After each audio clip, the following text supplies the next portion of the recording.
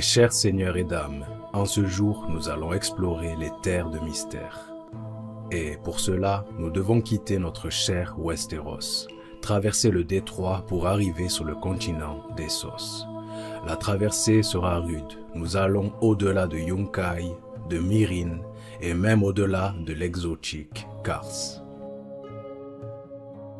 Ici se dresse le véritable rempart à nos voyages, la majestueuse montagne des eaux. Si nous survivons à la montagne des eaux, la grande mer de sable nous attend encore. Puis les plaines des terrifiants Jogosnai, qui sont redoutées même par l'empire doré de Yichi.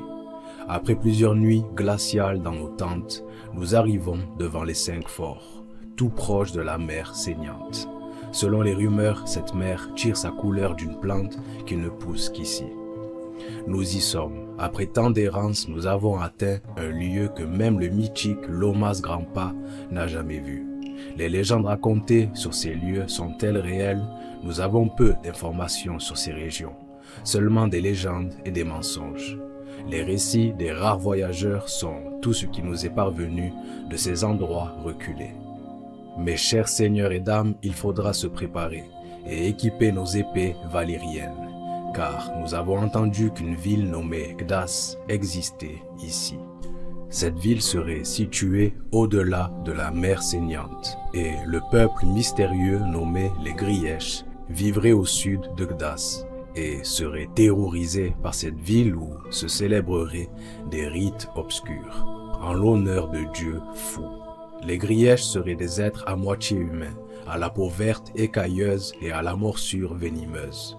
Ils vivraient sur les terres situées entre la mer saignante et la fosse sèche, entre les 5 forts au sud et la terrible cité de Gdas au nord.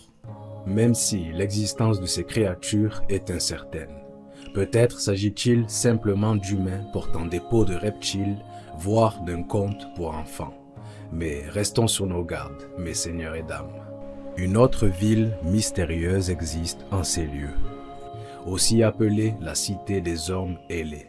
Elle aurait été construite en haut des montagnes au nord de la mer cachée, et on raconte qu'elle serait peuplée d'hommes ailés, capables de voler comme des oiseaux. Beaucoup à Westeros considèrent l'existence de cette ville comme un mythe. L'érudit Yandel a étudié ce lieu. Nous avons aussi entendu parler d'une ville que l'histoire a nommée Osbourg, une cité située au nord de la fosse sèche. Elle serait probablement construite à partir d'ossements, d'où son nom.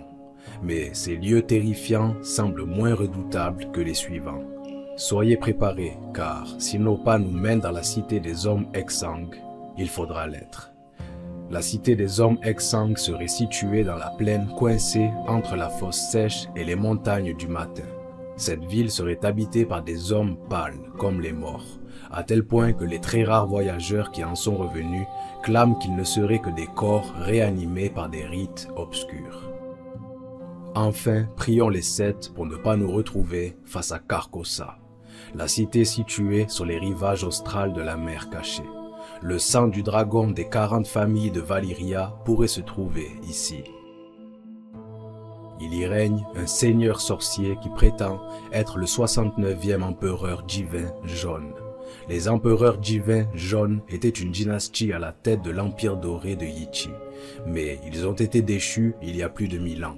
L'un des empereurs jaunes avait épousé une femme, qui n'était autre qu'un seigneur dragon de Valyria, et l'empereur jaune possédait un dragon à sa cour. Si le seigneur sorcier, qui se prétend être le 69e empereur jaune, dit vrai, alors il est le descendant de ce seigneur dragon.